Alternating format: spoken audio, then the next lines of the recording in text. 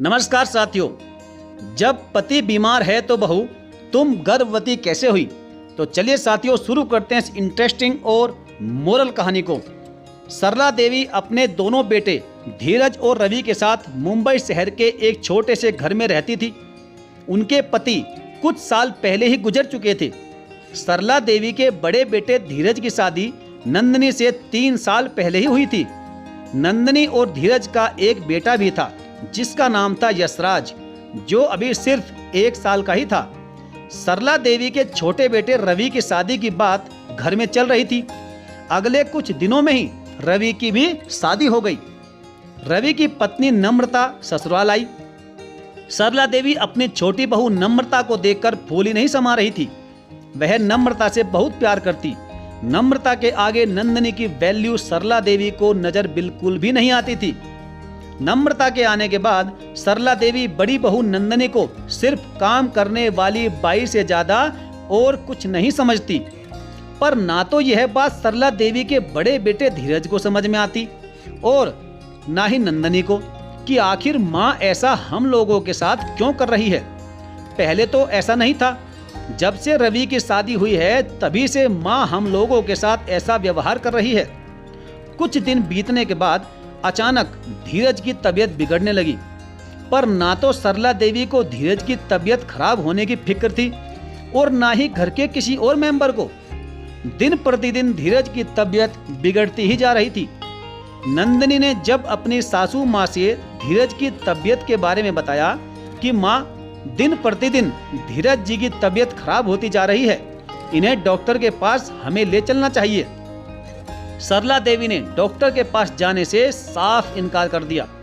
उन्होंने कहा कि अब मेरी उम्र नहीं रही कि मैं सबको डॉक्टर के पास लेकर दौड़ूं। इस उम्र में तो बच्चे माँ बाप की सेवा करते हैं, पर मेरी किस्मत ऐसी है कि मुझे ही इन लोगों के लिए कुछ ना कुछ करना पड़ता है। नंदिनी ने कहा कि माँ जी, मेरा यह मतलब नहीं था कि आप हमारे साथ में चलो, लेकिन आप रवि अर्थात देवर जी से कह दो कि वह धीरज को लेकर डॉक्टर के पास जाएं और साथ में मैं भी चली जाऊंगी। सरला देवी ने कहा, बहू तुम भी क्या बात करती हो। रवि के पास इतना टाइम नहीं कि अस्पताल में जाकर 4 घंटे बिताए। तुम्हें जाना है तो तुम जाओ।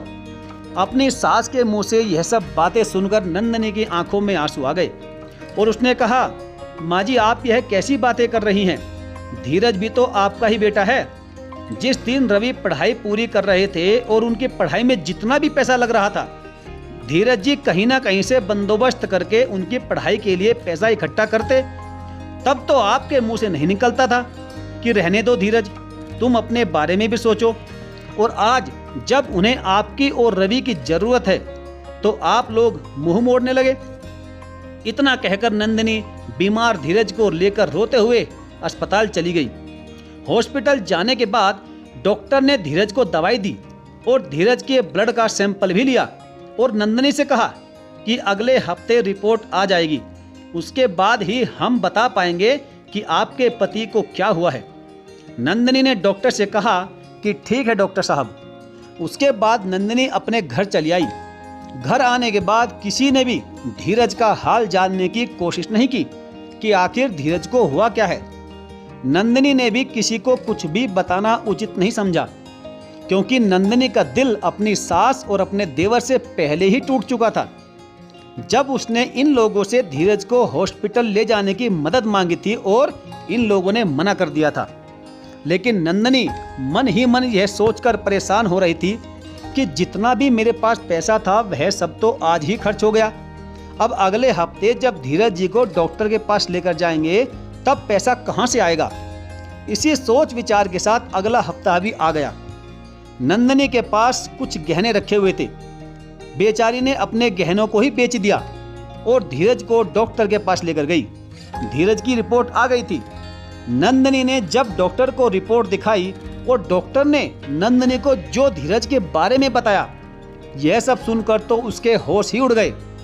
डॉक्टर ने बताया कि धीरज की दोनों किडनियां खराब हो चुकी हैं और आपको जल्द से जल्द किडनी डोनर का बंदोबस्त करना होगा, वरना उसकी जान को खतरा है।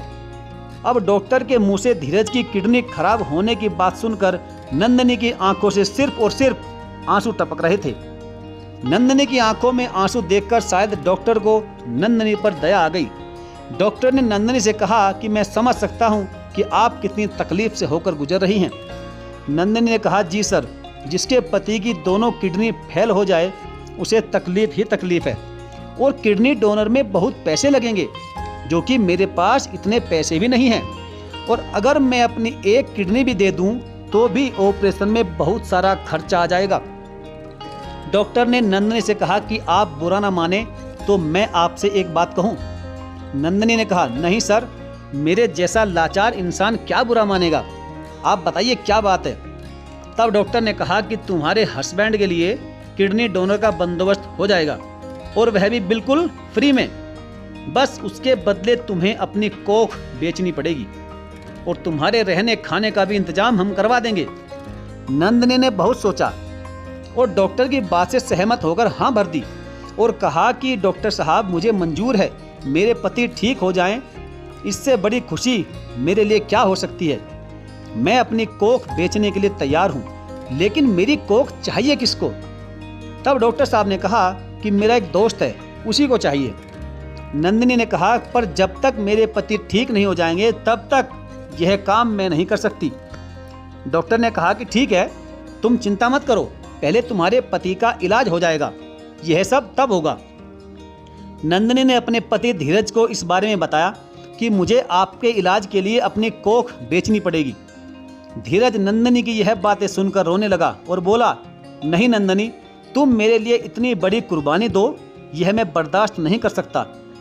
नंदनी ने अपने पति से कहा, देखिए धीरज जी, जब हमारी और आपकी शादी हो रही थी तो फेरे लेते समय पंडित जी ने हम दोनों से क्या कहा था, क्या आपको याद नहीं? उन्होंने कहा था कि आज से तुम दोनों पति पत्नी हो, और तुम दोनों के जीवन में कितनी भी मुश्किलें क्यों ना आ जाए, एक दूसरे का साथ कभी नहीं छोड़ोगे। तो वही तो मैं कर रही हूँ ना। और कोख बेचना ना तो कोई गलत काम होता है और ना ही यह पुण्य का काम होता है। धीरज भी अपनी बीमारी से लाचार था, उसे भी अपनी माँ और अपने छोटे भाई रवि के रवैये का अंदाजा हो गया था, और वह सोचने लगा, अगर मैं नहीं रहा तो मेरी पत्नी और बच्चा इस घर में किसी लावारिस से कम नहीं समझे जाएंगे। इसलिए न चाहते हुए भी उसने नंदनी का फैसला स्वीकार करना पड़ा। नंदनी ने यह बातें अपने घर में किसी को नहीं बताई थी कि धीरज की दोनों किडनियां खराब हो गई है और उनके इलाज के लिए उसे अपनी कोख बेचनी पड़ रही है। अगले 2-3 दिनों में नंदनी अपने पति और बच्चे के साथ डॉक्टर के बताए मुताबिक एक फ्लैट में रहने चली गई। कुछ दिनों में नंदनी के पति धीरज के किडनी डोनर का भी बंदोबस्त हो गया। धीरज को ऑपरेशन थिएटर में ले जाया गया। भगवान की कृपा से ऑपरेशन सक्सेसफुल हुआ। कुछ दिन बाद धीरज को हॉस्पिटल से डिस्चार्ज कर दिया गया। हॉस्पिटल से आने के बाद नंदनी अपने घर पर नहीं गई, बल्कि अपने पति और बच्चे के साथ दोबारा उसी फ्लैट में रहने चली गई। कुछ दिन बाद नंदनी का ट्रीटमेंट शुरू हुआ और नंदनी कुछ ही दिनों में प्रेग्नेंट हो गई। नंदनी के रहने से लेकर खाने पीने और हर छोटी बड़ी चीज़ों का इंतजाम डॉक्टर के उसी दोस्त ने करवाया था जिन्हें बच्चा चाहिए था। नंदनी अपने पति और बच्चे के साथ उस घर में बहुत खुश थी, क्योंकि उस घर में उसे बहुत सुकून मिल रहा था। अभी धीरज का भी ट्रीटमेंट चालू था, क्योंकि ऑपरेशन होने के बाद वह बहुत कमज़ोर हो चुका था। इस तरह से 6-7 महीने बीत गए। एक दिन नंदनी की सासू माँ नंदनी और बड़े बेटे धीरज को ढूंढते हुए उनके पास आ गई, और नंदनी के पेट में बच्चे को देखकर उन्होंने नंदनी से पूछा कि पड़ोस वाले तो बता रहे थे कि धीरज की दोनों किडनियां खराब हो गई है, इस स्थिति में तू प्रेग्नेंट कैसे हो गई? नंदनी ने कहा, माँ जी, यह बच्चा मेरा नहीं है, मैंने अपनी कोख को 9 महीने तक किराए पर दिया हुआ है, तभी तो धीरज जी का इलाज हो पाया, वरना इनका बचना मुश्किल था। नंदनी के सासू माँ ने ताने कसने शुरू कर दिए और नंदनी से कहा, अच्छा तो तूने वैश्यावृत्ति करना भी शुरू कर दिया है। अपनी सासू माँ के मुंह से ये शब्द सुनते ही नंदनी के गुस्से का पारा एकदम हाई हो गया और उसने कहा, माँ जी, कुछ बोलने से पहले सोच लिया करें। आप लोगों को हमारी मदद नहीं करनी थी तो मत करिए, और आप धीरज जी को देखने नहीं आई हैं, बल्कि हमारे जले पर नमक छिड़कने आई हैं। माँ जी, यह बच्चा कोई गलत तरीके से मेरे पेट में नहीं आया, बल्कि विज्ञान का चमत्कार है। यह बच्चा ट्रीटमेंट के द्वारा मेरे पेट में आया है। अगर आपको मेरी बातों से तसल्ली नहीं है तो जाकर किसी डॉक्टर से पूछ लीजिएगा। और माँ जी, मुझे पता है कि आप धीरज जी से और मुझसे जलती क्यों हैं, क्योंकि धीरज जी आपके सगे बेटे नहीं हैं, बल्कि वह सौतेले बेटे हैं। यह बात मुझे पड़ोस वालों ने उसी वक्त बता दी थी जब मैं धीरज जी को लेकर घर से निकल रही थी। और शायद धीरज जी से भी आपने यह बातें छुपाई थी कि आप उनकी सौतेली माँ हैं, पर मैंने नहीं छुपाई है। मैंने उन्हें सब कुछ सच बता दिया है, क्योंकि धीरज जी को यह सच्चाई जानना जरूरी था। सच्चाई जानने के बाद उन्हें अपनी माँ के व्यवहार से इतनी तकलीफ नहीं होगी।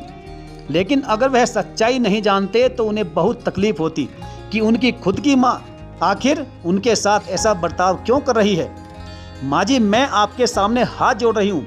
अगर आप हमारे साथ कुछ अच्छा नहीं कर सकती हो तो आपसे विनती है कि ताने कसने यहाँ पर मत आइएगा। कुछ देर बाद सरला जी वहाँ से चली आई। कुछ दिन बाद नंदिनी ने एक लड़के को जन्म दिया और वह बच्चा जिसकी अमानत थी उन्हें दे दिया गया। डॉक्टर के दोस्त अपने बेटे को पाकर बहुत खुश हुए और इस खुशी में नंदिनी जिस फ्लैट में रहती थी उन्होंने वह फ्लैट नंदिनी को ही गिफ्ट में दे दिया। नंदिनी का जीवन शुरुआत में तो बहुत संघर्ष में था, परंतु अब वह अपने पति और बच्चे के साथ उस घर में बहुत खुश है। साथियों, इस कहानी के बारे में आपका क्या विचार है? नंदिनी ने सही किया या गलत किया? आपकी जो भी राय हो कमेंट बॉक्स में जरूर लिखें। और हाँ साथियों, आपका समर्थन हमें जरूर दीजिएगा। चैनल को सब्सक्राइब नहीं किया तो सब्सक्राइब करके बेल आइकन को जरूर प्रेस कर लीजिएगा। तो चलिए साथियों, मिलेंगे फिर और किसी बेहतरीन कहानी के साथ। तब तक के लिए धन्यवाद। जय हिंद, खुश रहिए, मस्त रहिए।